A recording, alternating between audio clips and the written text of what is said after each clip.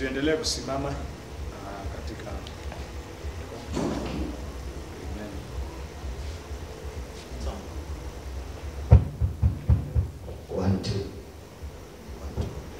One, two.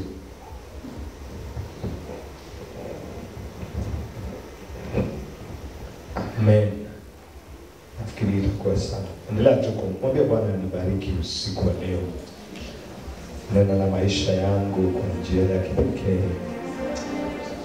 Mazada bayanda mazada. Father, we glorify you in this place. We exalt you for who you are and for what you are. Jesus. Mazada bayanda mazada. Take time, thank God. Thank God. Speak to my life tonight in the name of Jesus. Father, we decrease that you alone may increase. Move in a special way tonight. Mazata bayada basada bayada. Ratuma zita yata dadabu se. Kapuza da yadabu seda. In the name of Jesus, in the name of Jesus, in the name of Jesus, Makato Zada, Ratu Zada Mahanda, be thou glorified. We enthrone you in this place. We enthrone you in Atlanta. We enthrone you in Machakos County.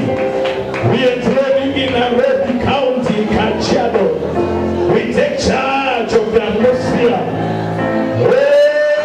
This place, in the name of Jesus, Makarato Zadayana, we declare that the Son of God will be glorified.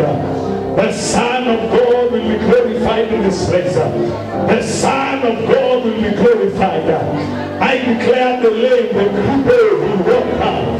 Hey, the blind will see. Hey, the paralytic, Makayata, we receive strength in their lips. Oh, Makarado Zadabayana, and their limbs in the name of Jesus. Ratosa, the demon possessor, Kerato Zada, demons will flee. And I declare the gospel will be preached. I give you praise and I give you glory, Lord. I hide behind your cross. I decrease and you alone may increase. My Father and my God. In Jesus' name. Lift up your hands in a moment. Oh. Wewe ni Mungu mkuu. Waweza.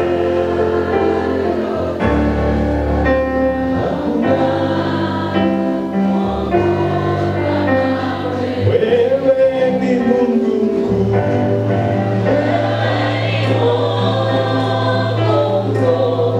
Waweza yote.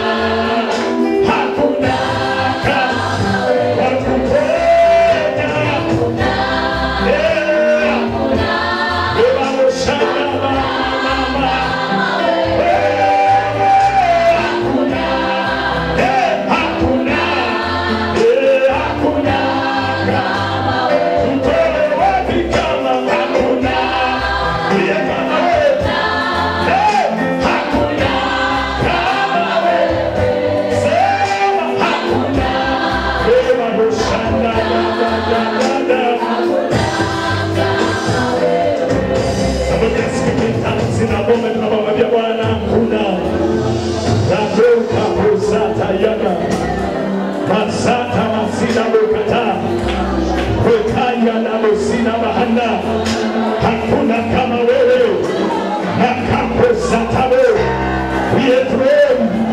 We enthrone. We enthrone. We enthrone. We lift up Jesus. Makarado Zadada. Rekama Yanda Razana. Rekama Shada Mayanda Razana. Rekayata Musina.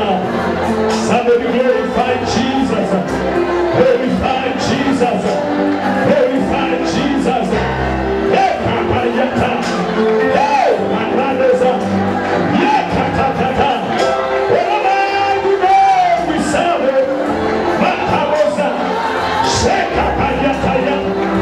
You are lifted up. You are highly lifted up. Jesus. Jesus. You are highly lifted up. Jesus. Jesus. You are highly lifted up. Jesus. Jesus.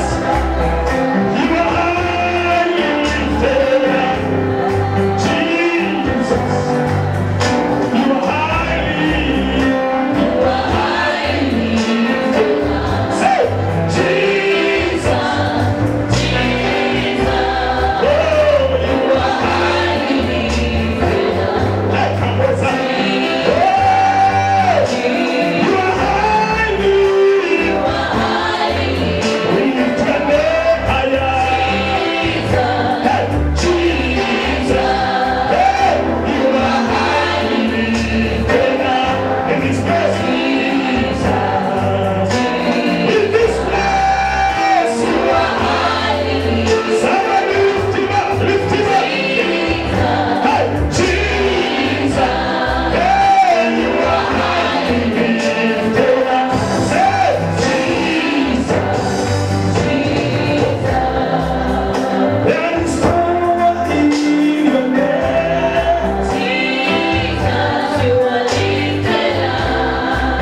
There is healing in your name. Oh, there is freedom in your name. Oh, forgiveness in your name. Ah, hey. Oh, freedom in your name. Liberty in your name. Happiness in your name. There is power, power, power in your name. We say, Jesus, Jesus. We say,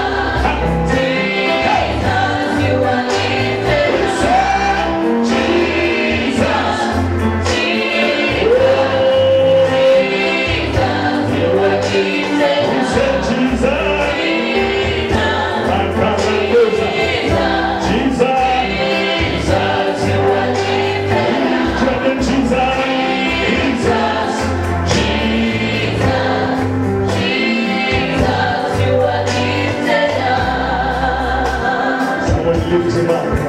Father, we declare you are lifted up in this altar. We lift you up in that river. We lift you up in that river. We lift you up in Kitengela. We lift you up in Machakos County. We lift you up in Nairobi, just not bordering us. We lift up in Kiambu. We lift you up in Kajiado. In Nairobi, we lift you up in Adriba. We lift you up in Makandara. We sanctify the atmosphere. We sanctify the atmosphere. We declare that Jesus reigns. Jesus reigns over the city. In Jesus' name. Amen. Bwana Yesu asifiwe sana. Let me say something that I was praying this morning, and the Lord put into my spirit to write 5 things we are going to see in this meeting. Amen. Mambo matano tutayaona wiki hii. Number 1, wiki hii wagonjwa watapona.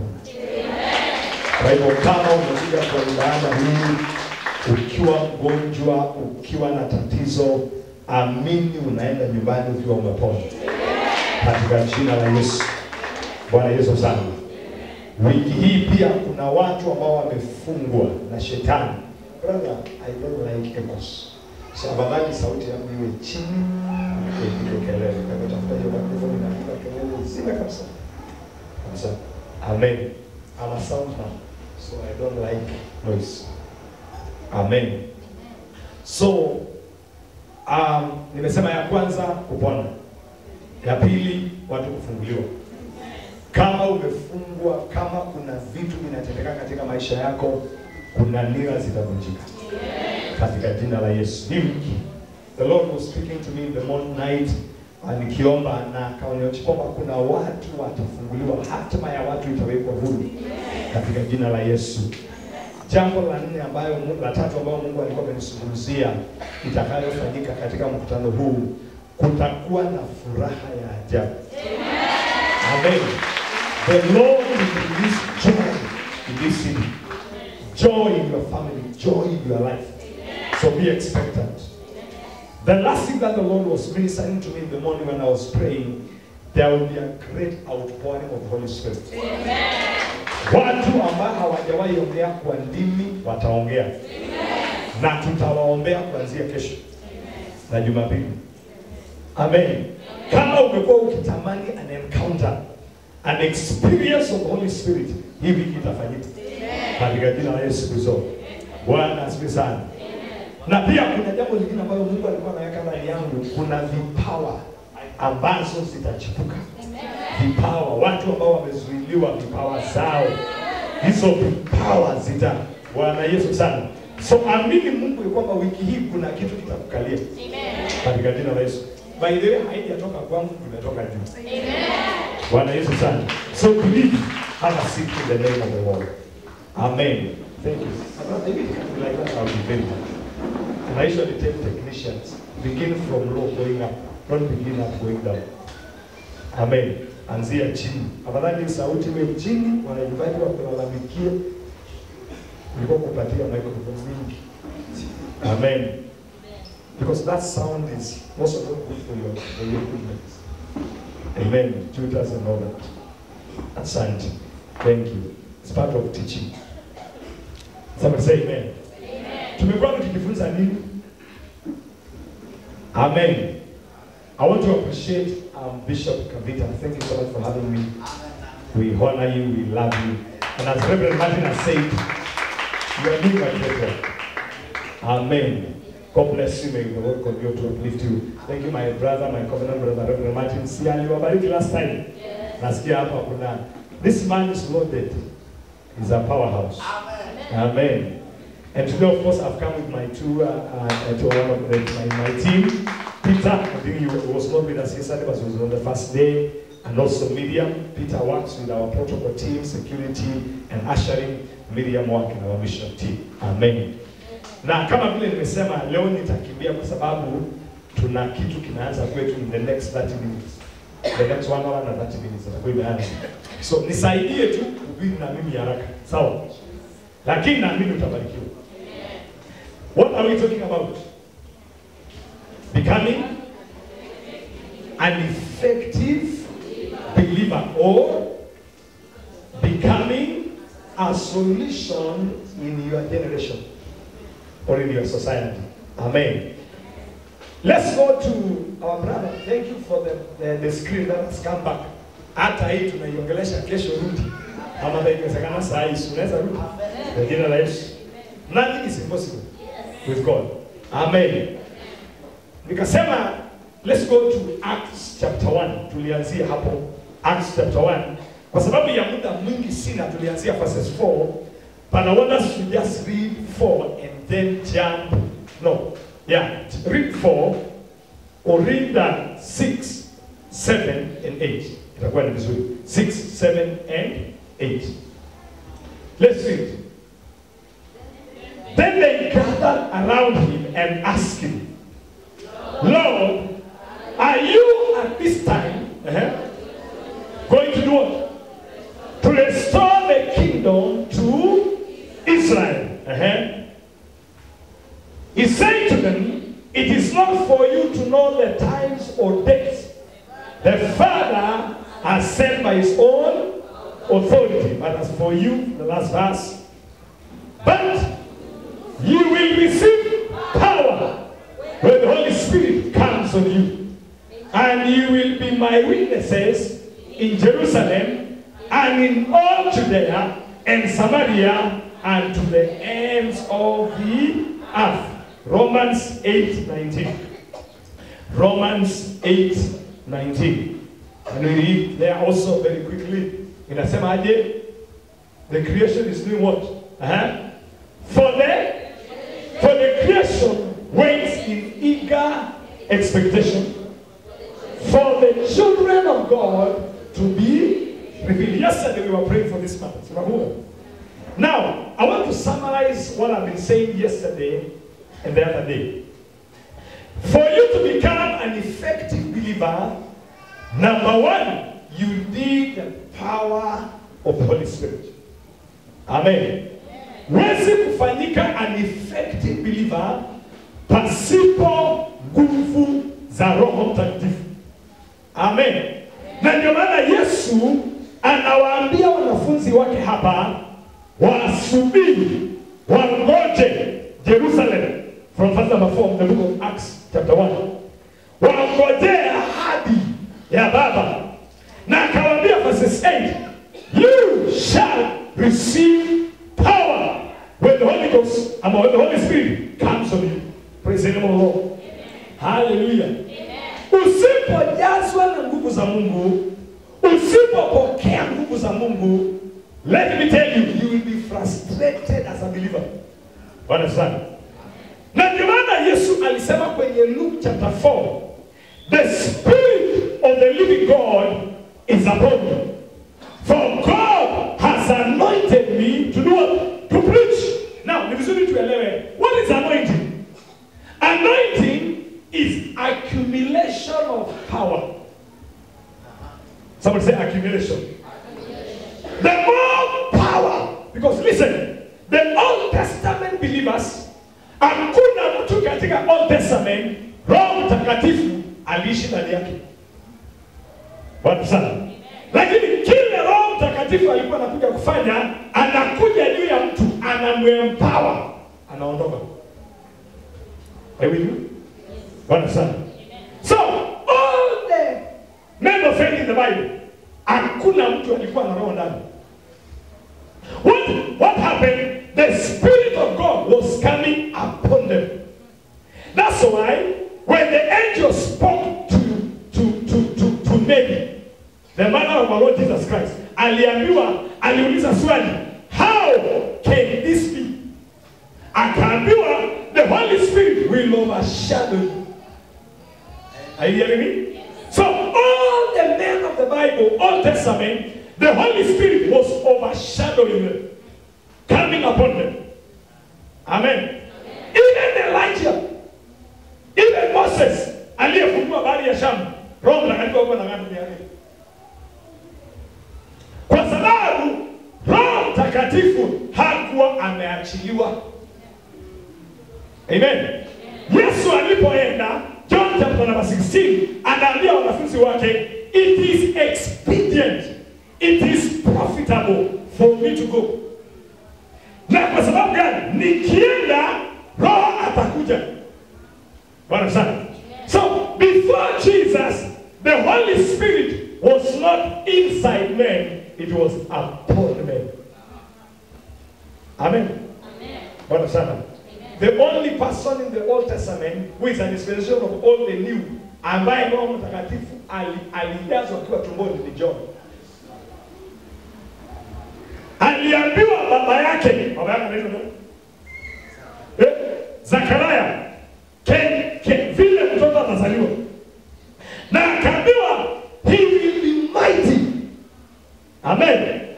Luke chapter 1, he will be mighty. Na Roho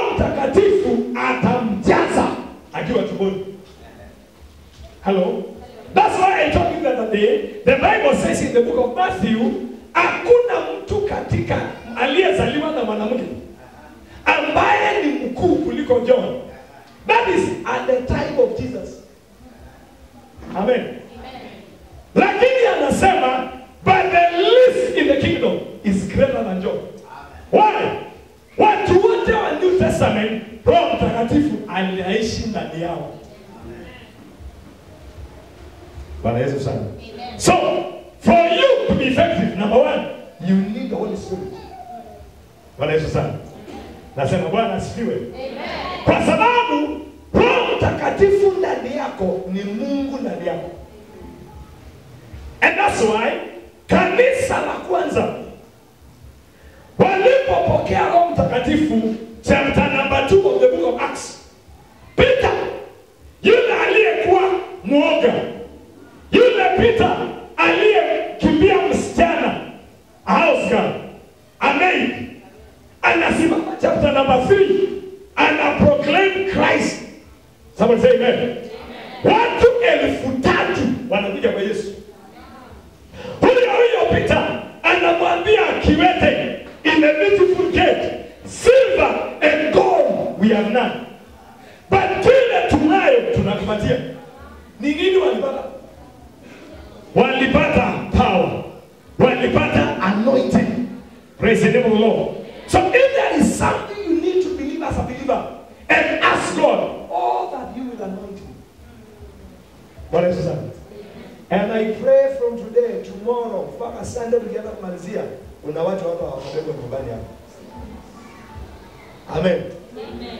Na ndio maana Paul anasema msilewe kwa mvinyo, mjazwe Roho. Amen. Umeikuta mtu amelewa? I usually say napenda walevi. I love them. Kwa sababu mlevi anakuwa spiritual. Anaongea vitu azipo. Amen. Unamkuta barabarani anawayawaya. Akifika nyumbani anauza watoto, unajua mimi ni nani? Sasa swali hawajui. Lakini anataka kuonyesha is the father. Amen. Yeye ndio simba kwa hiyo nyumba. Akianguka kwa mtaro, anasema hapa mkiniangusha nitaanguka. Hapa mkini angusha. Akifika nyumbani, anaangusha kila mtu. Anaangusha mama na watoto na kila mtu na majirani. Anaambia, wapi chakula? Na hakuna ila ameleta. Wapi nini? Na anajua aliondoka asubuhi bila, lakini anauliza wapi? Chakula. Leta. Anasema mwanamke. Unasikia mtu anamwita mke wake, "Mwana, leta nini?" Anamwambia watoto, "Na ngoja. Wanataka nini? Wanataka nini? Baba ni bwana." Yes, sawa. Anawaahidi watoto vitu asipo. That man has faith. Amen. Amen. By the bishop, mimi mlevi alinitabiria. Na kwa sababu gani? Kuna connection ya uwezo na Roho Mtakatifu. I'm telling you the truth. Kuna waya walevi wanashikanga, wengine wenu mko soba mshiki. Amen. Mlevi akikwambia kitu, mostly usicheze. Anaweza kuwa anasema ukweli. Hawaja niambia pasa wewe ni mtu mkubwa sana. Na wewe utabarikiwa, utakuwa na pesa nyingi. Naona. Amen. Na saa hiyo akiniambia hivyo, I was nothing. Lakini mimi basi tumikia Mungu. Mimi naona ni mlevi. Kabisa basi nimeelewa. Wewe. Ambia mtu power. Unahitaji nini? Power. Anazana. Lazima uruhusu Roho Mtakatifu akuje juu yako.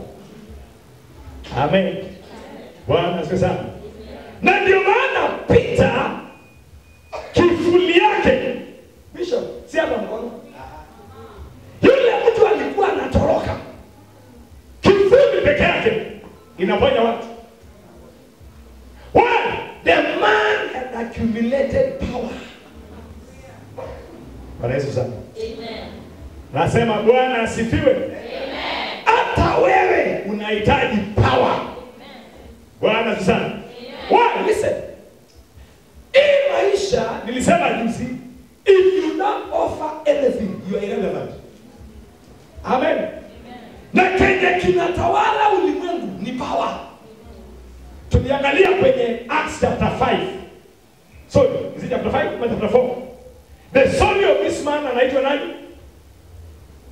Tulikuwa tunasema anaitwa nani? Philip.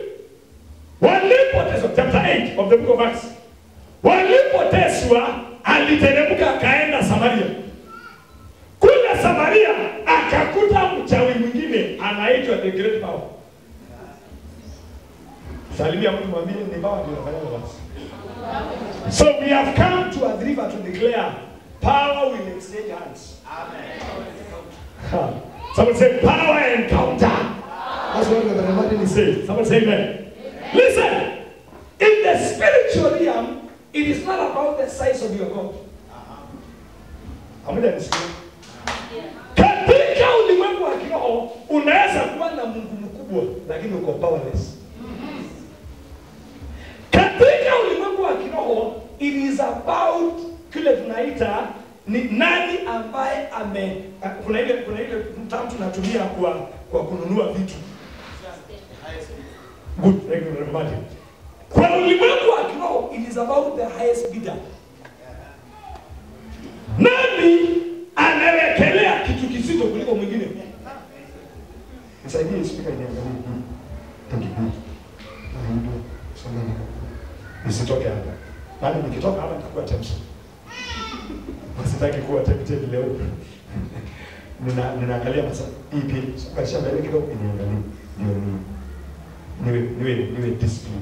Ninasikia hapa kuna kasauti nzuri hapa. Amen. Asifiwe Yesu. Amen. So listen, unaweza kuwa na Mungu. Lakini kama huwezi kuwekelea kitu kizito mezani, hauna kazi. Nikuonyesha kitu. Wakati Musa alibadilisha fimbo iwe nyoka, hata Farao alibadilisha. So nisikize. Mambo na nyoka hata wachawi wanajua kufanya. Amen. Usipokuwa na kitu higher than them. Fire by fire. Elijah alisema hivi, the God that answered by fire is our God. Sasa aliraise an altar so high na akaleka demand kubwa kiasi kwamba mashetani mabali hawangeweza kumiti. Ile ndio inatakikana. Lakini kama power yako ni ya kiberiti, alafu kuna na mchawi ambaye power yake ni ya stima, utawezana? Afadhali uende nyumbani. Let me tell you, kwa spiritual matters, don't joke. Kama unakutana na mtu wa mwezi, don't joke. Unaweza enda Kamuji na mmoja anasema hapa hakutahubiriwa. Anachunguza kwa ulimwengu wa kiroho, uko na anga gani? Hello? Before you there. Yes, mwenye anasema before you go for war, make what? Peace. Tafuta terms of peace. That's a very powerful principle. Yeah. Kabla utaenda vitani, tafuta terms of peace. Ili usikute unaenda kupigana na adui na ni mkubwa. Utaaibika. Afadhali mwambie mzee. Hello. Salimia mwambie power. Amen. Na shetani si wa leo. Shetani si wa lini? That man amekuwa vitani kwa muda mrefu. Na ameleta mighty men. The Bible says, how are the mighty fallen? Ni scripture. Kwa hivyo, as a believer, one of the things you must pray for is the power of God in your life. Praise the name of the Lord. Yesu alisema mtakanyaga, Mark chapter number 16. Anasema hizi ishara tunafuata wale waaminio. Tuko pamoja? Kwa jina langu watatoa nini? Pepo. Watafanya nini kile? Watakuja sumu. Haitawadhubutu. Amen. Nani ni muamini? Let me tell you, utakunjwa na utakuzika. Amina. Lakini uliza Paulo, nyoka inamuuma, anafanya hivyo. Shake it. Na wewe? Amina. Bwana asifiwe sana. Anasema mtakanyanga nyoka na nini? Na nge. Even the power of darkness. Let me tell you, you cannot if you are powerless.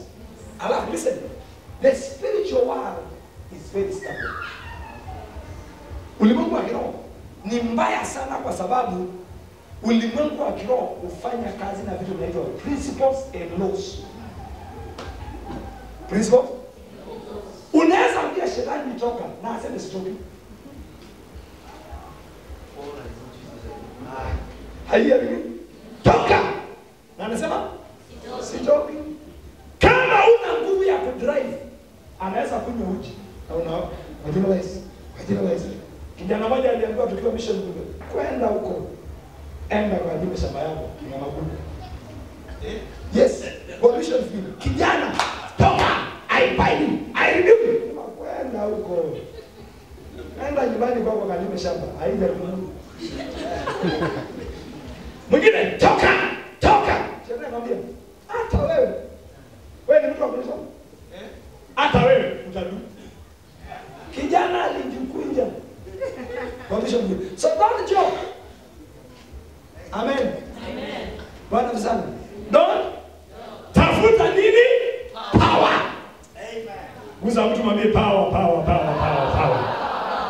Praise the name of the Lord. Amen. Kila ulimwengu huu unaogopa ni power. Amen. By the way, ni power ndio inarudi. Amen. Bwana msana. Tuko pamoja? And there's only called natural power and supernatural power. I'm not going to that. Amen. Ukikuta mtu anakalia presidency ama leadership kama kiti kama hii ya presidency, usifikirie ni mtu tu hivi. Amen. Asante Yesu. Amen. On Sunday nitakuonyesha kitu.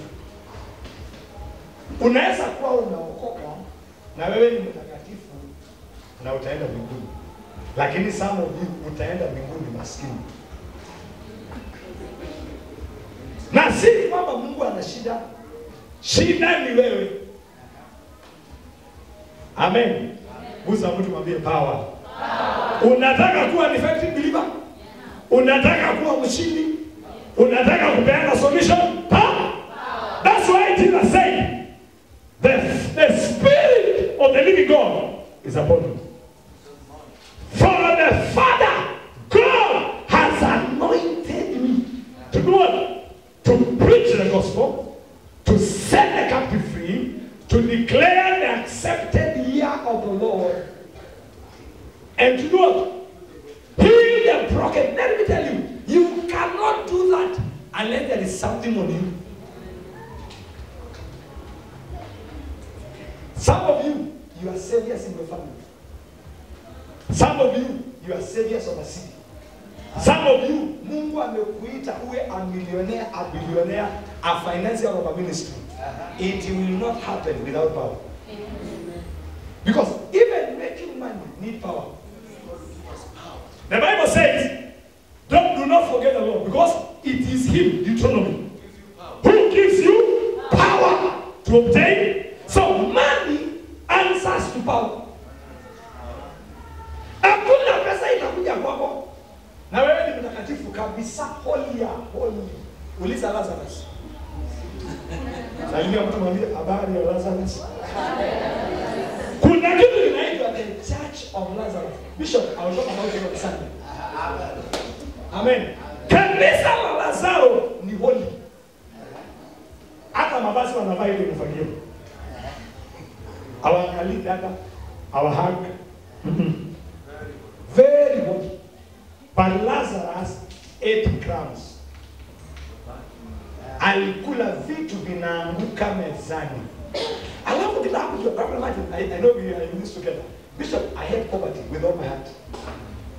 Kando na shetani, kitu ya pili ninachukia ni umaskini. Kwa sababu umaskini ina madharau. Hata ukiwa mbinguni unakubaliwa. Danieli amekufa. Alafu anamwambia Father Abraham, tuma Lazarus. Sasa swali ni hivi, mbona hakumwambia Abraham wewe teremka? Father Abraham, tuma awekelee kidole kwa maji alete hapa. Then the guy is in hell. Na anakupea instruction. I hate poverty. Poverty. Live my life forever. I'm telling you, mahali mimi nakutana na poverty simwachangi. That's why Bishop, I told you yesterday, me I use money like a madman. They know me. I don't go to a hotel na kuangalia. Nilitoka hapo siangalii pesa, naangalia chakula. Leta chakula kwanza. Umasikini inakufocus pesa. Na kuhesabu vidole. Angalia mbele. Amen. Alafu ile pesa una safe. Hakuna kitu. Bishop, this is what happened to me in the second testimony I give you. When I got my firstborn son, alikuwa anasumbuka mahali, kulikuwa na nyumba, nilikuwa naishi kwa nyumba kazuri. Huyu anajua hiyo nyumba. Ilikuwa self-contained good house. Lakini nikawa napitia kamoto kidogo ya shida. Ya muda kidogo. Unajua kila mtu pitia shida fulani. Nikaenda nikatafuta kinyumba fulani cha double. Alafu ni ile nyumba damu. Katoto kangu kalikohoa. Bishop nilishinda hospitali. Every week, every 2 weeks, every month. Paka daktari akituona, nasema ni nini? Then nimetoka katika nyumba mzuri, nitapelekea mtoto wangu a dump house. Hiyo nyumba nilikuwa nawaambia jana, mama aliingia mpaka bedroom. Unakumbuka wale nilikuwa jana? Hiyo plot. Ile shida nilipata, na nilikuwa nimesema, let me just give this way. I was paying 4,500 that time. Nikaamua niteremke chini, nitafute nyumba ya 2,500, ni save shilingi 2,000 kila mwezi. Hata leo sijaziona. Kwa sababu I discovered God meets you at your need. Hey! Are you hearing me? Nilitesa mtoto wangu kwa kusema shilingi 2,000. Alikunywa madawa mpaka tukawa madaktari na mke wangu tunajua leo kutoka kikohoa. Tunakwambia ni nini anahitaji. Daktari akatuangalia alafu bishi barabara vile. Daktari akatuambia hiyo nyumba mnakaa inaweza kuwa damu, tunakataa. Hapana. Kwa sababu masikini. I hate poverty. Somebody say I hate poverty. Do you hate like me? Listen, nilisema jana umasikini ndio inakupatia unapima sukari kwota na unapima nusu ya kwota. Kaute. Kwa hiyo mnajua. Hello? Ati mna. Hey! How do you go to the shop?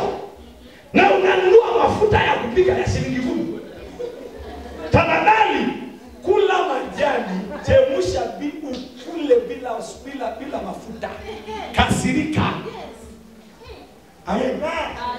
Kuna vitu mimi nilipiga marufuku kwangu kintamu. Ayari? Yes. Tu vitu nusu kuota. Ati unaenda dukani, mzima pasta mzima kama mimi.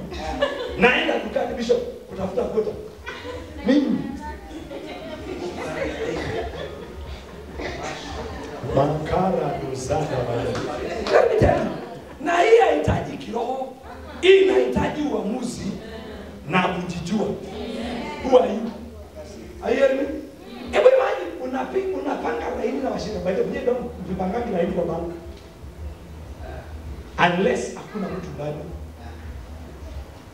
Unless kuna mtu ndani na kaunta zote zimekuwa occupied. Naendanga kwa dirisha nyingine iko hapo. Naambia bali yenu I'm being waited in the office. Napeana check naletwa naondoka na waacha nyingi mpaka leo. Amen. Sasa pasa msiba kama mimi mpaka leo. Na hii alafu kaambia washirika sangapi kama leo mama God aliwashare with him. Mimi nilianzana na counseling saa 2 asubuhi. Nimemaliza counseling nikimngojea yeye saa 11. Wacha nimehubiri. Nimekansel watu, nimeombea watu, alafu niende kwa benki nipanga laini. Supermarket iko hapo. Kenye naenda kutafuta ni mkate kuta. Nishindwe hiyo pepo. Nisalimie tena mwambie hiyo pepo lazima ikufe hii wiki. Nimekuja kukoroga. Haiyari. Na nikasema kuna vitu lazima uitetemeshe. Uipatie ikuogope. Ukitaka pesa ikuzoee kula. Amen. Kula na usihurumie. Finance. Kuna kijana mmoja one of my pastors in my church alikuwa anafanya kazi katika one hotel. Aliniambia Reverend, nilikuwa naongea mambo ya ulevi. Mlevi anaenda ba na analewa na ana nduru. Si ni kweli? Mlevi anaenda kwa baa anakunywa na ana pesa. Sasa mlevi na wewe nani mkubwa? Alafu wewe unajua mimi Aisha alisema ukiniona nimevaa suti inaweza kuwa sina pesa. But you don't know. And tell husband, I have never begged a member. Never. Not my portion. Hata wewe nakuta mwimbaji msema wa kweli. Namaliza. Oh yeye unajua sijakula kwangu. So what? Kauka. Usikuja hapo nipatie mambo yao. Najua sijakunywa chai. So itanisaidia na nini? Hakuna mtu anapaswa kujua hujakunywa chai. Hawakusaidii. Sifu Mungu, Mungu atashughulika na chai. Na asiposhughulika anabaki kuwa Mungu. Amen. Haiyo. Sikiza kanisa, tuache tu huruma mingi na kujivunja mingi. Hiyo hapa. Halo. Jijue. Amen. Amen. Bwana sana. Watu wanasema wakati wamekula na wanataka 3 days fasting. Neno mkono. Yesu alisema hivi, I have a food you don't know. Wanafunzi wako wameleta chakula. Anambia mimi nina chakula msichokijua. John chapter 4. To do the will of my Father. Ndio ya muhimu kuliko chakula nini? Etumo. Hey! Are you hearing me? Amen. Praise the name of the Lord. Amen. Somebody say power. Power. Hey. How many need the power of God this week?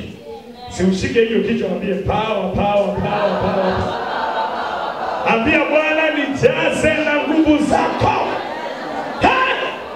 Makaya tada. Power. Anointing. The Bible says anointing breaks the yoke. Bwana sana. Let me tell you, usipo encounter power, utateswa na shetani. Magonjwa yatakutesa. Madeni yatakutesa. Maisha itakutesa. Pesa inakuona, inakwambia tunakupenda. Lakini hauna uwezo wa kutushika. Wanaenda kwa jirani. Na jirani, listen, why do people go? Kwa nini watu endea majini? Tulisema swali. Kwa nini watu endea majini? Power. Si utajiri. Power. Majini inawapa nguvu ya kuattract. Reverend Martin kuna kasori ananimatianga. Alikuwa anaishi Mombasa. Sika mmoja ile testimony hapa. Walikuwa wanaishi Mombasa na wanaduka. What happened? Bwana Yesu asifiwe. Amen. Amenishika mfukani. You know, if you don't get power, the devil will harass you. Yeah. Hiyo duka tulikuwa ilikuwa imefunguliwa na my mother for my sisters. And we used to sell, but at night the power majini alikuwa anakuja anachukua pesa. So hizo stories zinapenangwa ni ukweli. Bwana asifiwe sana.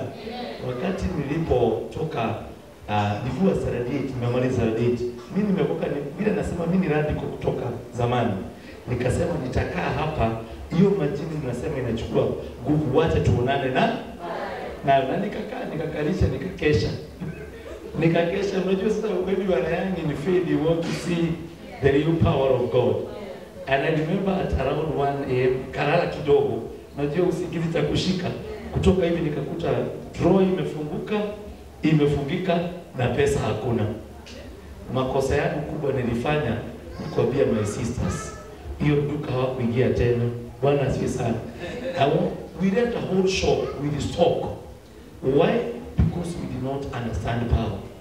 People of God, when you don't understand power, you will be harassed by the devil. It is important to get the power of God. Nenda ndani jema nauliza kama anaweza rudishiwa hiyo duka saa hii. Wachawi wote wa Mombasa wa mgani, I cannot close it. May God help to get power. If you don't get power, you'll be harassed. We left a whole shop 1998 hapo. Hiyo duka nilikuwa, my mother alikuwa ametumia kama a $250,000. That's a lot of money by that time. Yes. But we left hata ratili haikutolewa kwa sababu wakati niambia dada zangu wote walikuwa na nini, waliingia basi wakarudi nyumbani. Bwana Yesu asifiwe sana. But when you know power, that's why I want to tell you that I give the microphone. That's why I'm a student of God's power. Because I have seen what the enemy can do if you lack the power of God. But now, you know me, I have been here. The devil cannot try. Amen. Amen. Haya. Yesu makofi mazuri. Umesikia kwa hofu sawa. Let me tell you, kama huna nguvu utakuwa harasi. Magonjwa zinapita kipindu ipita kwa soko, napitia kwako. I'm telling you. Unajua alafu shetani anapenda kuaibisha watu. Amen. Mama kanisa hata yanakuwa na ni kipindu kimepita. Anafanya nini? Unaelewa hiyo maneno? Kila wakati anakitu. Mimi nasema hivi. Kuna vitu shetani hata yeye mwenyewe anajua. Nasemanga hivi. Kwangu kwa nyumba kabla hajaguza mtoto wangu ananiguza kwanza. Somebody say power. Power. Somebody say power. Na lazima tufundishe mpaka watoto wetu Power. mtoto ya mchawi mchawi. Kwa hivyo mtoto wa pastor ni pastor. Niliwaambia kuhusu maisani. Amen. Hapo na kijana kadogo kanatoa mabegu. Na ni worship leader. Ana 13 years right now. Aliniambia siku nyingine pastor, dadi nakusaidia. Hawa ndio shuhuda. Yeye aogopa toka. Toka. Toka. Amen. By the way, kuna mwalimu alimsumbua shuleni, alivuta. Yes. Anasema dadi, kuna mwalimu hapa ambaye ana madogo. Ana pepo. Na mimi nimejaribu kumwambia, mimi sifanyi hii, asikii. Nikamwambia mtoto wangu msamaha, sema dadi hapa nitamsamehe lakini ataondoka. Let me tell you, in 2 weeks time alitoka. Anasema mimi bandi, mimi si mtu wa kusumbuliwa. Mimi si mtu wa kusumbuliwa. Salimia mtu mwambie wewe si mtu wa kusumbuliwa. Kila kitu sumbua. Somebody say power. Do you want power this week? Yes. I pray that may the power of the Holy Spirit come upon you. Hii wiki kuna watu watabebwa nyumbani. Mimi nilikuwa mtu wa dini sana. Mimi na tupa tunataka tuombee watu tuone kama ile kitu tunaona jana bishop. Mapepo kumanifest. Toka. Toka wewe. Asha, wewe toeni. Wewe. Sasa pepo unamweza. Shida ni mhubiri. Hana nini? Power mkebe. Inaandikwa blue band lakini ni matope mchanga iko ndani. Umekutana hizo mikebe? Blue band lakini nini iko ndani? Mchanga, matope, watoto wanapikia ugali.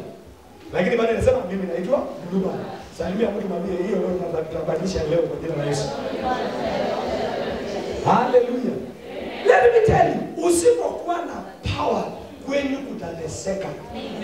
Wachawi wanatesa mama yako, baba yako, familia yenu. Bwana sana.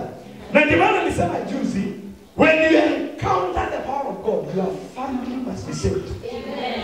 The people who must testify ya kwamba kuna kitu umepokea ni familia yenu. Hallelujah. Unarudi nyumbani mwambie shetani, one of us must leave. Yes. But not me. Yes. One of us must leave. But not ni wewe ndio utaenda. Let me tell you, the language the devil understands is power. Yesu akajaribu zaidi. Akasema since the days of John the Baptist until now, the kingdom suffered violence and the violent take it back.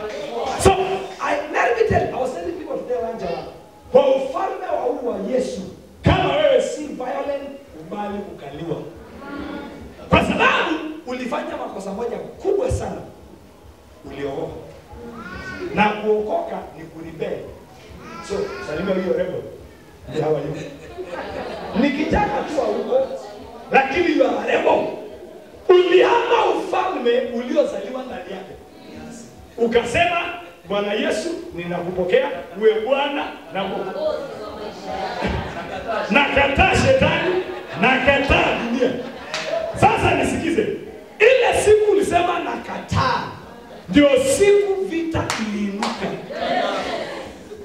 Amen. Nitaongea hiyo mambo sana. Amen. So listen, kama ujui wrestling, kama ujui kupigana kwenye ufalme, you remain to the victim. Lakini mbinguni utafanya nini? Tayari kama Lazarus. Lakini ile umasikini unasema. I like another breather. Alisema hata Mungu anaogopa watu maskini. Even God fear, the only people that God fear are poor. Can I show you how? Anasema mtu mwenye talent maskini nitamlipa. Yeah, hataki kwenda direct. Anasema whoever led to the poor, I will pay. Sasa mimi nasema Bwana asiende kuwapatia. God fear poor people. Are you hearing me?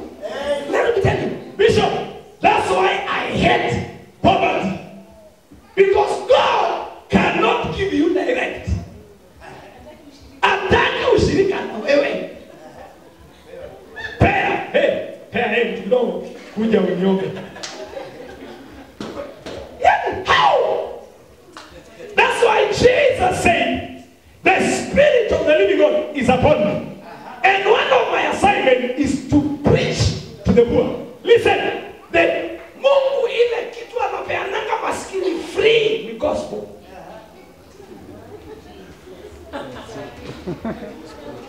Salimia wewe mtu mtawa yuko.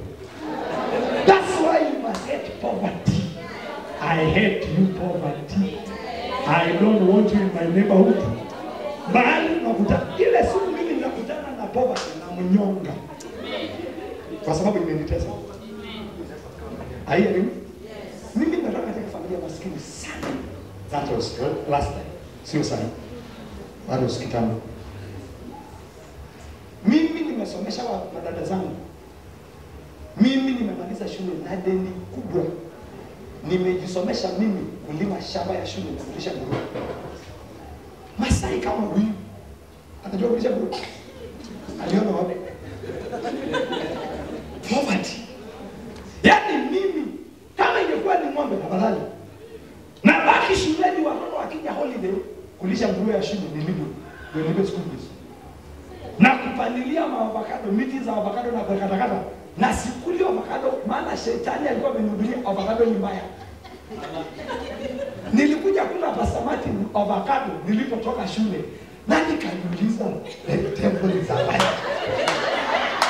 Yaani shetani unajua umaskini inakunyima vitu tamu. Ni for 4 years Nyeri Baptist na lima shamba na kulisha nguruwe na avocado zikianguka kwa mti napelekea nguruwe. I hate poverty. I hate poverty. For the power. So number one, for you to be effective, you must receive power. If there is a prayer, you must pray every day. Lord, anoint me. Nijaze nguvu zako. Nataka kutembea juu, sio chini. Power. If you are a businessman, pray for your hands to make money. Power. Can I say something? Shetani akitaka kuroga biashara yako na kazi ya mikono yako, anachukua pesa iliyo mikononi mwako. Na ndio maana watu, kuna mama mmoja alikuja kanisani akamwombea, kwenda kushika mikono, alilipuka. Alipozikalia. Kauliza, nini? Anasema, kwa nini hakuja kwa territory yetu? Nikashindwa territory. Labda Martin, mboga. Amekuja kufungua kibanda ya mboga. Sasa mimi nauliza, how do you fight? Unawezaje kupiga mtu amekuja kufungua kibanda ya mboga? Ama makaa.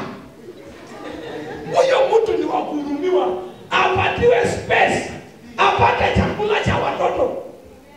Alafu mabosi kasema, si alikuja na kimbelembele? Alikuja anataka kutoa tai na kuomba sana. Ile eneo letu. Akauliza, mlifanya nini? Alisema tungeenda kwa tukampeleka shilingi elfu moja, tukamwambia tupatie change na tumenunua kitu ya 50. Alipokumbuka nikamuuliza hiyo swali, what happened to you? Shida ilianza. Anasema kuna mama alikuja akanunua kitu cha 50 na akanipa 1000. Kile kinatafuta ni kitu kilicho mikononi mwako hapa. That's why wachawi na waganga hawakuitishangi kitu ya mkopo. Wanakuitisha kitu power. Sasa power. Mimi nasema hivi, hata sasa hivi, hata mchawi kwanza hawezi kutoa kitu kwa kioo. Hawezi. Mimi sasa hivi nikiitwa kwa kioo itapasuka. Power. Hasa wewe unapelekwa na mtu. Let me tell you, wachawi na waganga ni waerevu. Anakuuliza huyo mtu ameokoka. Kwa sababu wanajua consequences. Hawataki kupoteza mira yake. Hiyo mira inaita watu, ni gharama sana kuipata. Maana hiyo sio mira ya kawaida. Kuna sadaka na dhabihu utolewa. Ndio hiyo mira iite watu. Sasa nakuuliza huyo mtu ni nani? Maana kuna mtu unaweza muita kwa kioo. Kioo ipasuke. Na maisha yako iwe hatari. Someone say power. Number 2, I said yes, 7. I'm summarizing and then I will let someone more with me. For you to be an effective believer, you must know who you are. Someone say, know who you are. No. Say, I know who I am. I know. Na ndio maana nilikwambia, you are a child of what? Of God. Mtu ambaye alizaliwa kwa namna ya nini? Ya mwili, bali kwa namna ya nini? Ya roho. Tuko pamoja? Na ndio maana Romans inasema the creation is waiting for the manifestations of the sons of God. Listen, there is a difference between a son and a child. Galatians chapter 4. My brother, Galatians chapter 4. Inasema when the hair is a child, hapewi vitu, anapewa wasimamizi. Are we there? Galatians chapter 4, 1. Let's read. Inasemaje? The hair is subject to guardians and trustees until the time set by its father. What's the sleep? So also you. When we were under age, we were in slavery under the elemental spiritual forces of the world. Listen to me. Hii haijabadilika. Kama hujakuwa mtu mzima, uko chini ya hizi vitu. Kama una ID ya kiroho, are you listening to me? Haujijui, utakuwa under spiritual elemental forces of the world. Watakuchukulia begi. Wao wote wanaenda withdraw bank. Unataka pesa ngapi? Address kubaya. 1000 imetosha. Na ndio maana Wakristo wengi hupimiwa. Kuna mtu hapa ukiwa umepimiwa, kuna pesa ukishika haukai. Unasikia rest. restless spirit. Na kuna watu hapa bishop wakifika kiwango fulani cha pesa lazima warudi chini. Yaani hiyo pesa kwake ni too much. Eila alewe Zabanga, ndio madness. Kama wewe ukipatiwa pesa leo 1 million, nani atalala kwake? Leo kwa 1 million. Utalala nyumbani. Mimi nilipatiwa by first time kushika 1 million bishop. Ni Nairobi tu. Niliweka hiyo pesa kwa mfuko huu, na wapi hapa, na hapa, na hapa, na nikaenda Isinya na 1 million. 1 million. Nikiwa milionea. Alafu ukibeba pesa kama hizo unaangalianga right?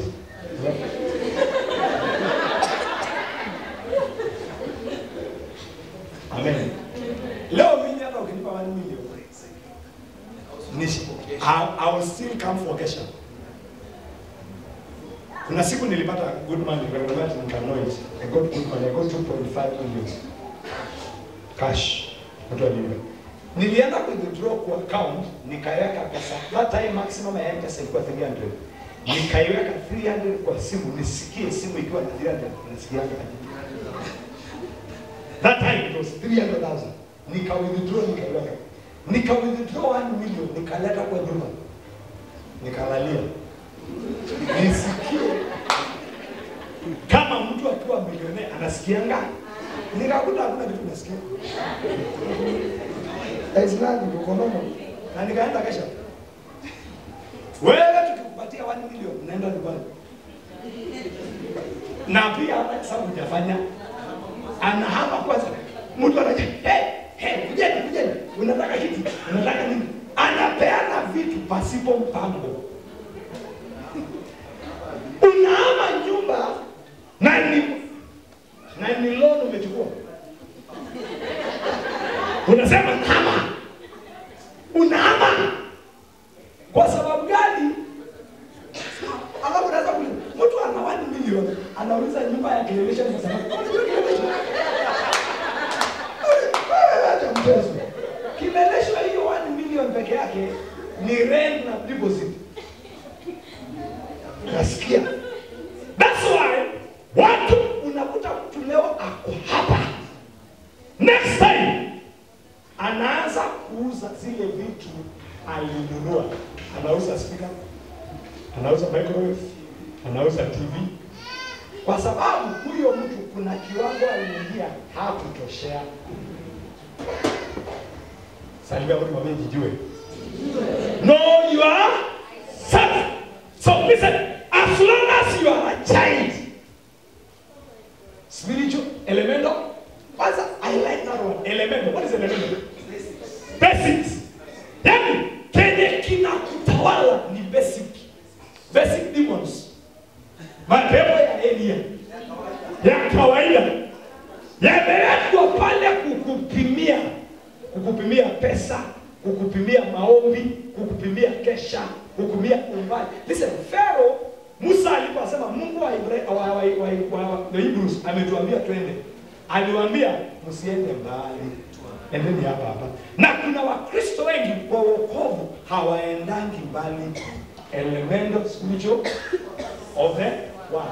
Si hata shetani hayuko hapo. Haibai mzee hata hayuko. Unaweza mtu. Wewe unaweza kuwa unapigana na kitu ambacho na shetani hayuko hapo. Haibai na kata. Basi shetani amenionea hata yuko.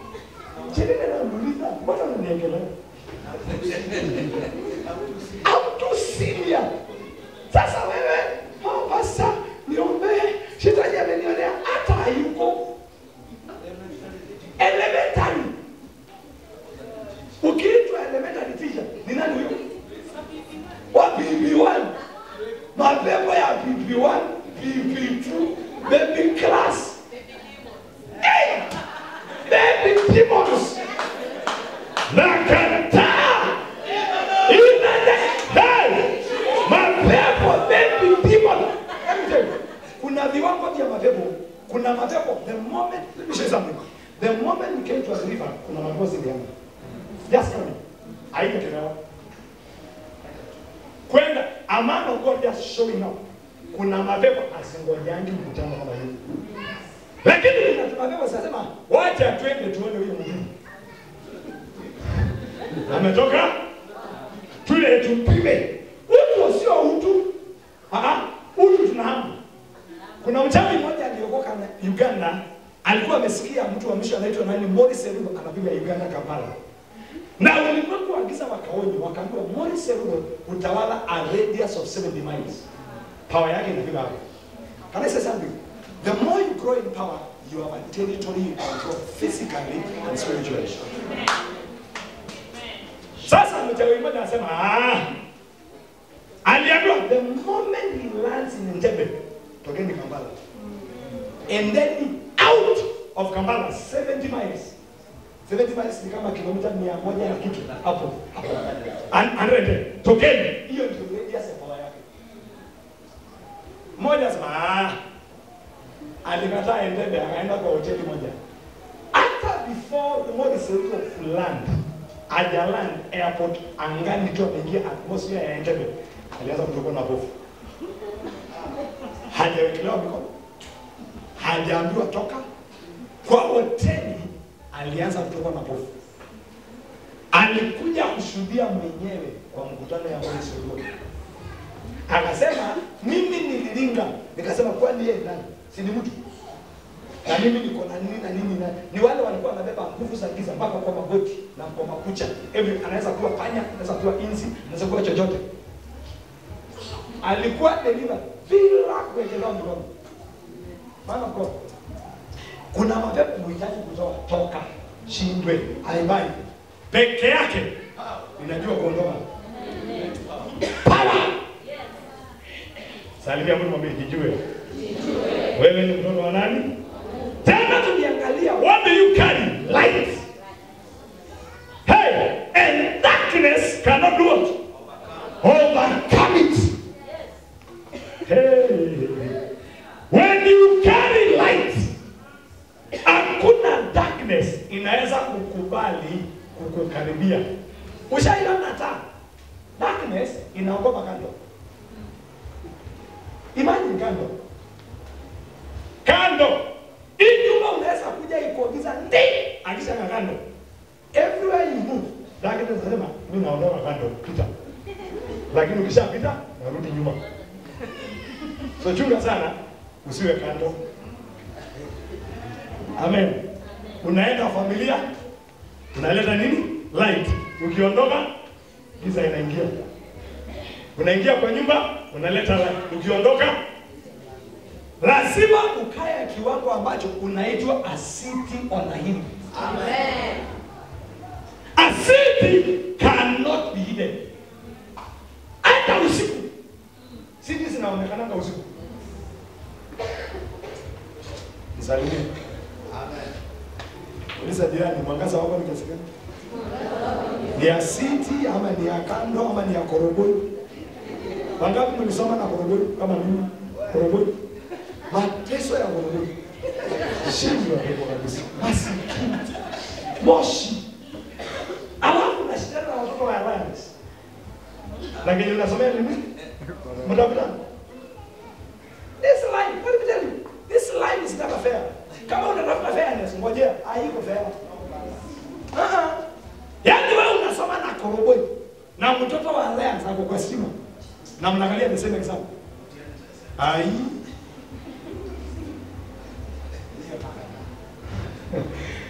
Somebody say, know yourself. That's why mwimbaji amesema, I know who I am. Number 3 as I finish. I'm finishing. The last one tonight. For you to be an effective believer, you must be a woman and a man of prayer. A woman and a man of prayer. Why prayer? Prayer ndio source ya power. Ni katika maombi watu na plug kwa Mungu. That's why Jesus said ya kwamba men ought to pray and not faint. waliangalia his lifestyle. Wakamwambia, teach us to pray. Why? Waliangalia maisha yake, wakagundua this man has something different. Give me Mark 1:36. Mark 1:36. Mark 1:36. Let's read. Want to go? Very early in the morning, while it was still dark, Jesus got up, left the house, and went off to a solitary place where he prayed. Huyu ni Mungu, lakini anaamka mapema asubuhi kwenda kufanya nini? Haya, tusome kile kinafanyika before hii scripture, uatende na excuse.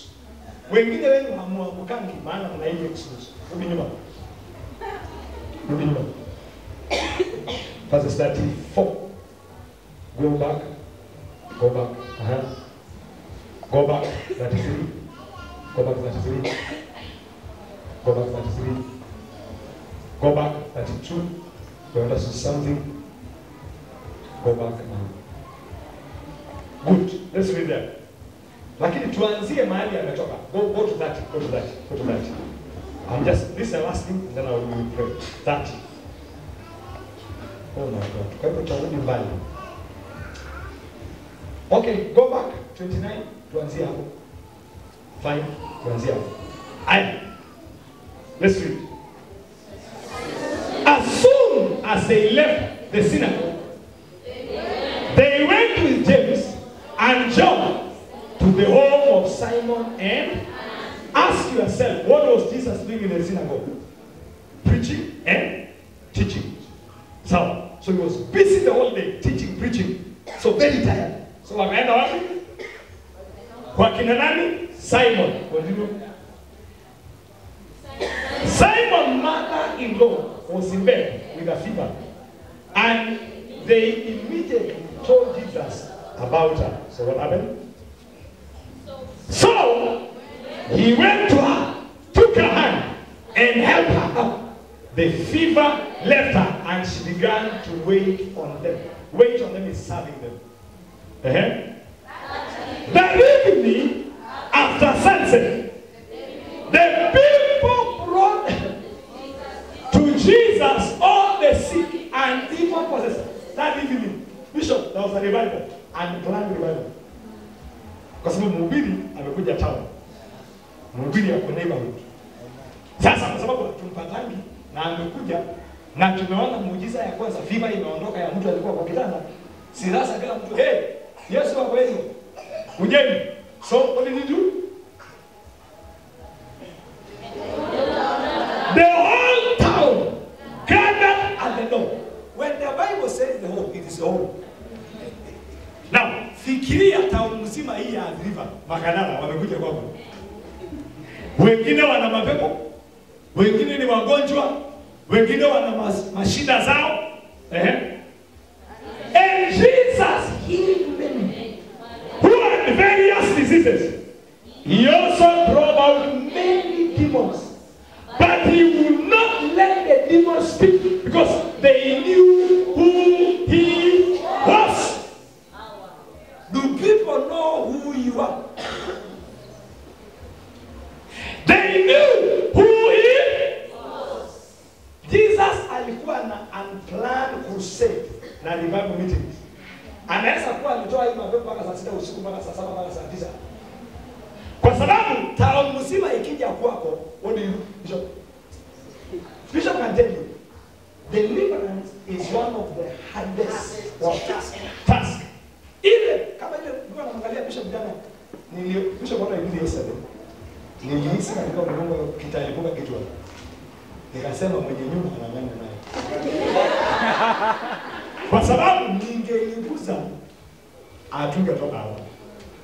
Na sasa sikutaka niwe msumbuaji. I wanted to come back today.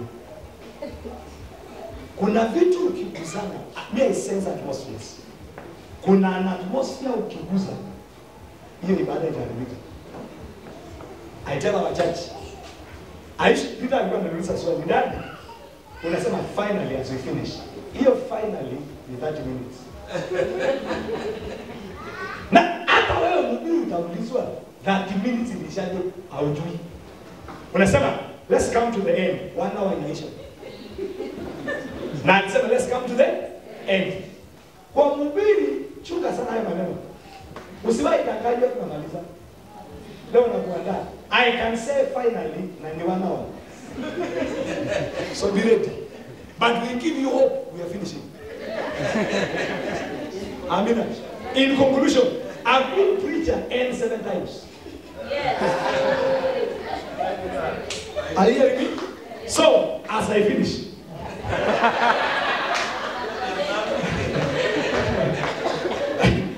the whole city came to Sinona, and he did what? He healed many, who had various diseases. He also drove out many demons, but he would not let the demons speak because they knew who he was.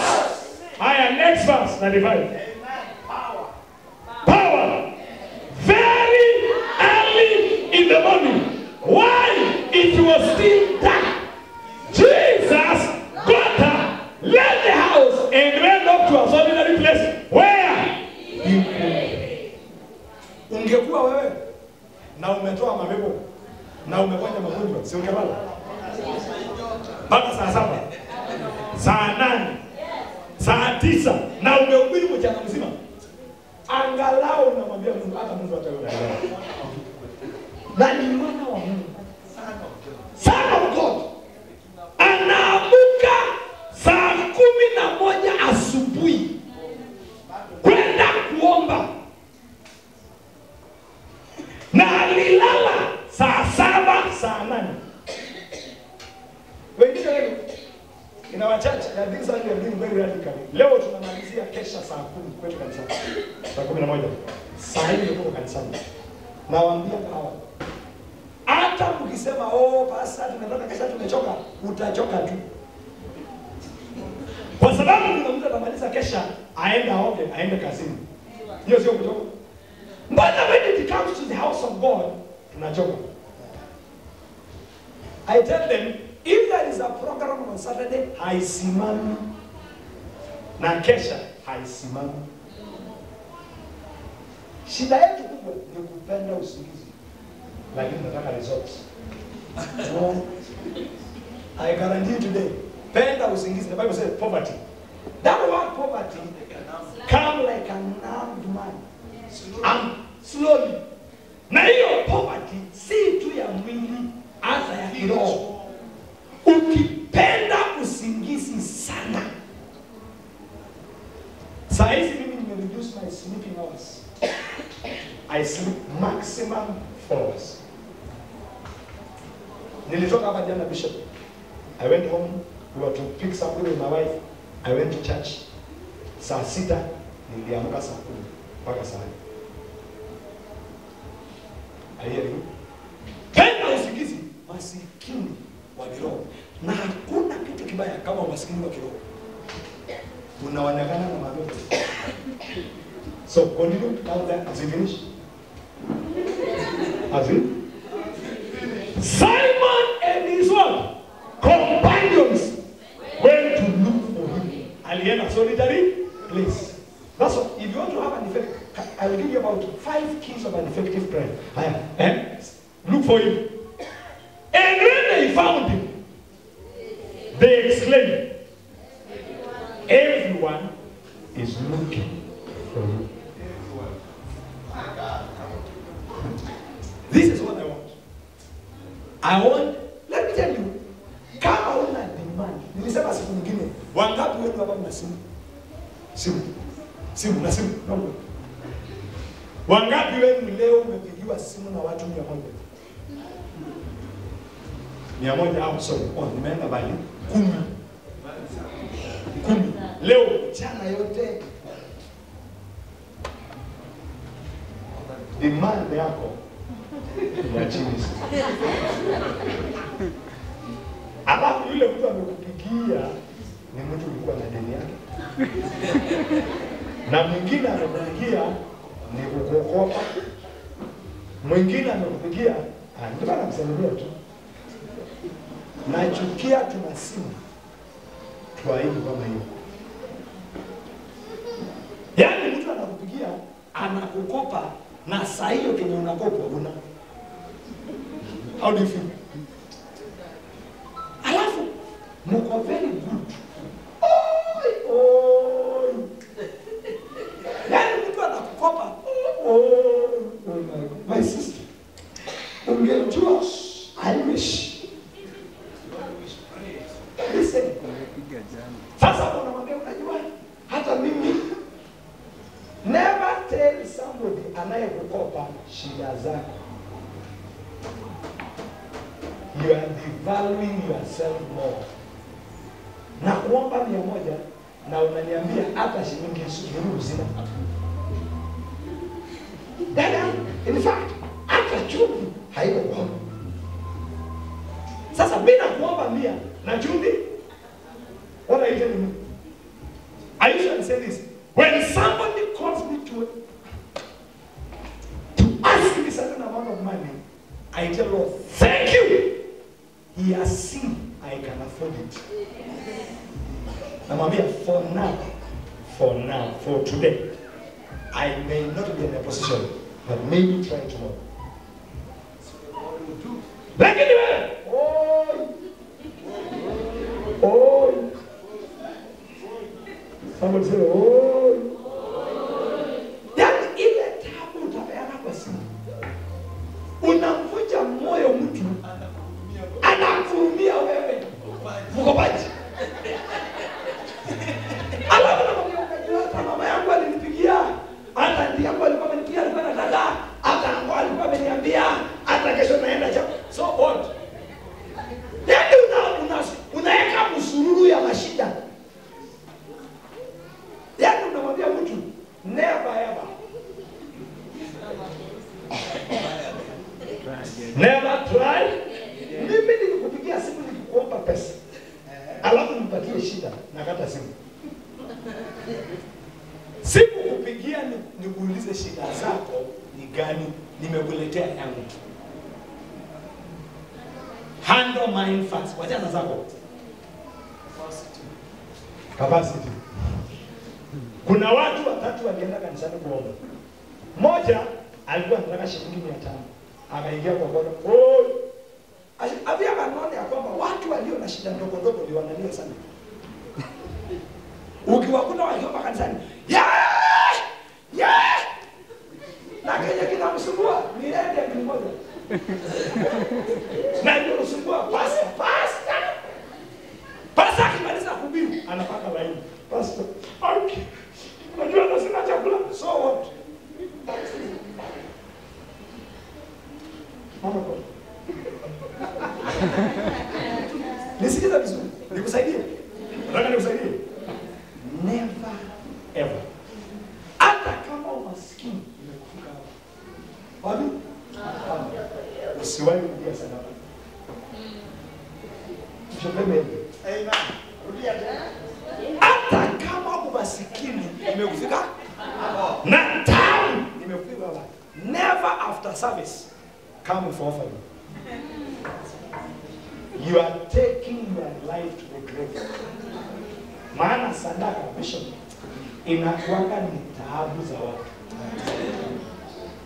Sadaka haikuangi ni kitu kizuri sana. Sadaka ni magonjwa, ni homa, ni deni, ni njaa, ni uchawi wa mtu. I'm telling you, God gave me this revelation many years ago. That's why a pastor is the only one supposed to eat sadaka. Maana anapeangwa na Mungu. Na lazima awe ordained. Na kama hayuko sawa na yeye na kama hayuko sawa na yeye inakula. So ukikuta kanisa imekusaidia uko nje. Kanisa imekaa chini nasema wote na kitu na wacha waitane kuja sasa hiyo hadi itane. Lakini usilete basi. Watu wangu wanaona njaa. Pasa anachukua unachukua pesa na kupatia, unasema hata sana. Basi najua hata ile kidogo unipatia. Listen to me. What you are doing to yourself. Let me not use a curse. But let me tell you. One of my members alifunguliwa macho. They know. Alionyeshwa, she's a prayer and intercessor. Alionyeshwa watu wakileta sadaka kwa madhabahu. Immediately kila sadaka ikiwekwa kwa altar inageuka. Inakuwa karatasi ya mahitaji. Alafu akaonyeshwa, unakuta mtu ameweka 50 shillings. Lakini ni full scam ya mahitaji. 50, wewe unaona ni 50. Lakini amedrop imegeuka ni full scam number 1, number 2, number 3 ya shilingi. Alafu nakula hiyo. That's why men of God we don't talk with offering. Kwa sababu offering ni magonjwa, ni matatizo. Lakini shida ni Mungu amechagua hiyo ukoma.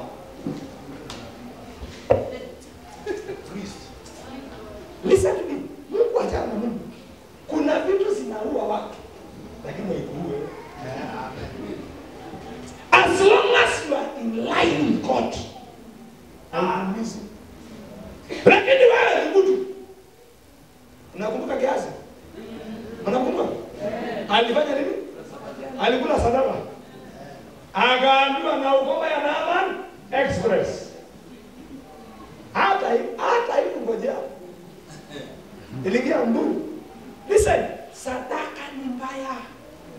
That's why hata wazee wa kanisa, aitenda wachache, hata mkihesabu sadaka, muombeeni hizo mikono yenu. Maana zingine pesa zingine ni kisirani. Mama amepatiwa pesa yake na mzee sapa, ameleta yote chati na kilio. Hata hii pesa. Pray for your hands. If you're not careful, kama unahesabu pesa kwa altar, chunga hizo mikono inaweza kauka. Oh, sorry, I didn't want to go there. We come back. Where are we? Everyone is looking for you. That's what we need. Listen, when you dive into prayer, Kuna kitu unapata. Andika hizi vitu vitano, alafu nimalize. Number 1, why prayer? The significance of prayer. Number 1, andika.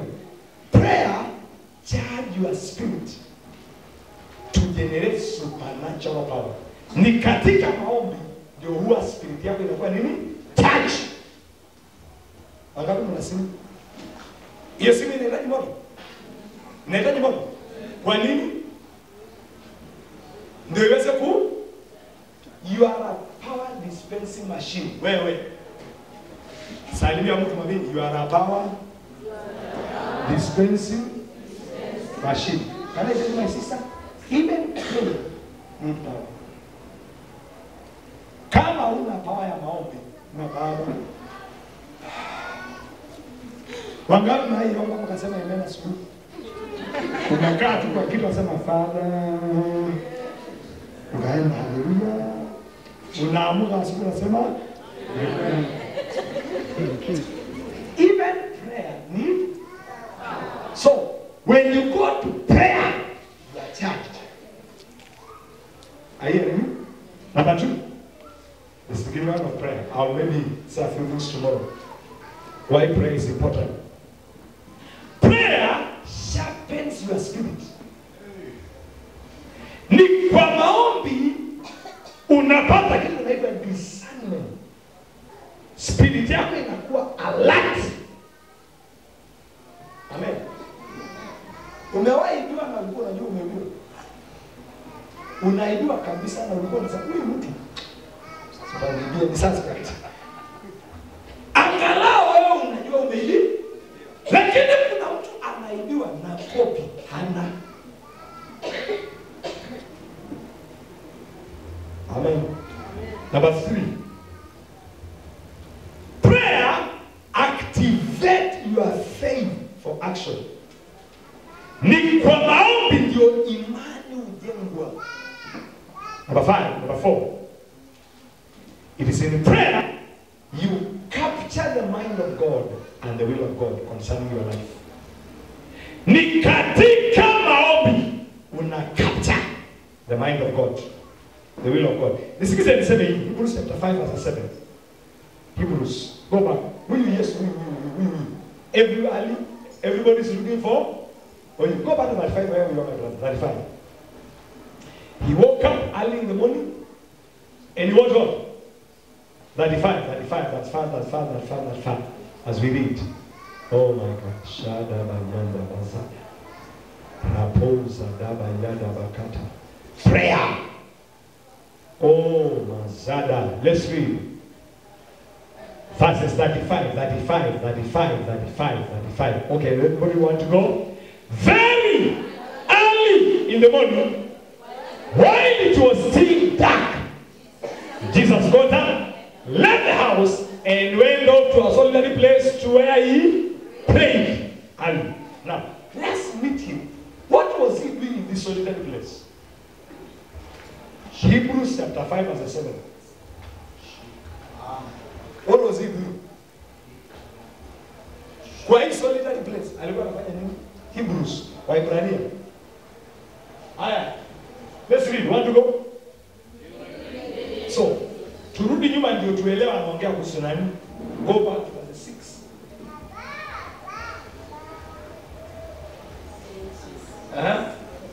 Let's read. And he says in another place, you are a priest forever in the order of Melchizedek. So anaongea kuhusu nani? Yesu. Sawa? Ukirudi nyuma ndio usome verse 7, hiyo ambayo nimetoka. Go back. 47. No. During the days of Jesus, lying on earth, he offered up prayers and petitions with fervent cries. And tears to the one who could save him from death. And he was heard because of his reverent submission. Yesu hakuomba kama wewe. The Bible says he lifted up his voice with cries. Cries to God who is able to save him. And he was heard. That's why the man anaingia kwa tumbo ya Lazarus anakuwa very specific. Nasema Lazarus come forth. Angesema let the dead help. I'm telling you. Hiyo eneo la kina Lazarus watu wafu wote wangetoka. Lakini alisema very specific. Lazarus come forth. Alafu anaomba maombi very fine. Sema Father, I thank you. You always hear me. And for the sake of these people. And let me know. Anachukua anaambia wanafunzi, mko na nini? Mikate ngapi? 5. Samaki kwa wingi. Teambia watu wakae chini. Wewe dhubutu hiyo mbaya. My Father, I thank you. Chukweli? That man, hiyo si maombi. Huyo mtu anatoka mahali. Kuna kitu anabeba. Ana kitu kinaitwa baka. Amen. Salimia Mungu mwambie, how is your baka? Kama una baka, usidhubutu hiyo maombi. Unaenda sema baba kwa jina la Yesu. Baba baya na watu wengine wakisema mvua imekuja. I bind tu. Nafunga mvua. Kama una baka, wajana mvua ya Mungu. Imeisha. Maana inaweza kuwa ya Mungu, inaweza kuwa ya shetani. Amina.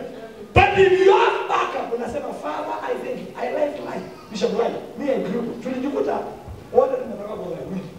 Alikuwa Mombasa na wao Mombasa. Bishop alienda Kisumu. Jana wewe mzee. Na mkutano wa wazee wa mji akakataa kumtengenezea mkutano. Akakuja akasema meeting must go on. Yuko hivyo. Aliposimama kwa kusema, mawingu yote alitanda Kisumu mzima. Anasema akaona waimbaji wakiimba, akaanza kudrizo, akanyeka madhabahu. Anasema so that you may know that the Lord has sent me to save. It will not rain this week. Msiende nyumbani. Hapa hainyeshi. Lakini baada ya kwenda nyumbani tutanyesha. Wasema huyu mzee anaanza wasifu. Kwani ndio Kisumu? Kisumu kuna kitu kinaitwa confessional rain. Confessional rain ni gani? Confessional rain ni gani? Ni mvua inayotokana na bahari. Na ni very heavy na ni dangerous. Anasema huyu mzee anafikiri ni Mombasa. Anafikiri na let me tell you. Haikunyesha hata tone kwa ground. Lakini watu wote walioenda nyumbani walinyesha. Haya ni? Inaitwa nini? Do you want it? Yes. I must. Do you want it? Yes. You must be a prayerful person. Amen. Unabakikananga ujifungie mahali. I went to Nigeria. What shocked me in Nigeria mission was a Kesha of Nigeria. Kesha of Nigeria iliblow. Ilianza saa 3. Kuanzia saa 3 mpaka saa 6 na 7 kuanzia haituko saa 6 kuhubiri. Everybody was there. Aliye hapa na huko ibili wanafanana. Like a tango in the name of Jesus. Let's pray for this blah blah. Let's continue to pray. Nikapewa saa 6 kuhubiri mpaka saa 7. Nikamaliza, mhubiri akachukua. Waliomba hivyo mpaka 6 in the morning. Sikuona mtu analala. Nikawauliza, are you people all machine? Wananiambia wao, Baba, in this country, if you don't pray, you die. If you don't pray, you become a brain. So huku ni maombi inatusaidia. I went to Juju land.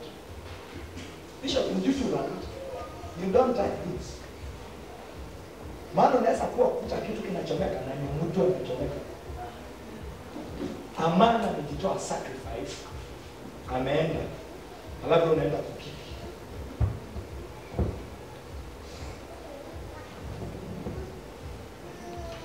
Aiye. Simame. Sitaki kutia uoga. What do you want tonight? Power. What do you want tonight? Power. Inua mikono. Ambia Baba nivike. Pastor Martin, I want to give you the common preference. Katika jina la inua mikono yako. Inua mikono yako. Kuna power itashuka. Radosa da bayanda bayanda. Oh my God. Na kama kuna mtu amefungwa, kama kuna mapepo mazitalia, nikitoka shika. Maana kuna nguvu zinashuka. Inua mikono. Sema Baba ninahitaji nguvu zako. Oh, ninakataa kuwa prey, ninakataa kuwa victim. Kuna dada moja, kuna bishop, kuna ile dada tulimwombea alikuwa mgonjwa. Hapo? Ako hapa, she's very okay. Kuruka. Okay. Kuna ile dada.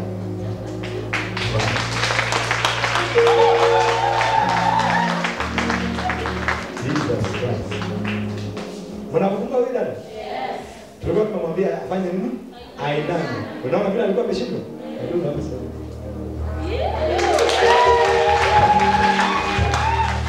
Hakuwa anaweza kutani. Na jana ukaniambia kitu nikamwambia enda ukuje kwa sababu. Kwa hiyo what was happening to you? Miaka ngapi ulikuwa na hiyo shida? God is good all the time. All the time. God is good at the same time. Nilikuwa na shida ya mgongo tangu niondoe 3 years ago. But when nimekuja hapa nilikuwa na shida sana, lakini venye niliombewa kutoka tuanze hii service nimeona mkono wa Bwana.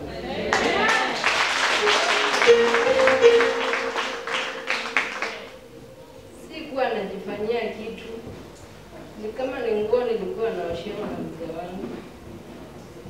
Kulala kupinduka sikuwa na kupinduka, nilikuwa na shida ya kupinduka, kukaa chini ama kutembea shida, lakini kuona niko sawa.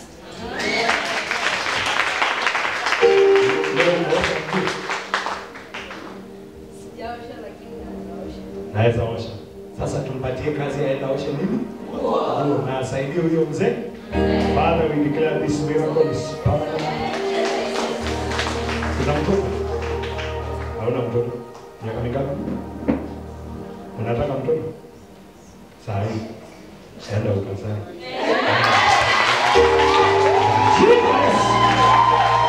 Receive. Pokea mtoto. Hii miracle ni permanent. Na uweze kushika leo. Sio kesho, leo.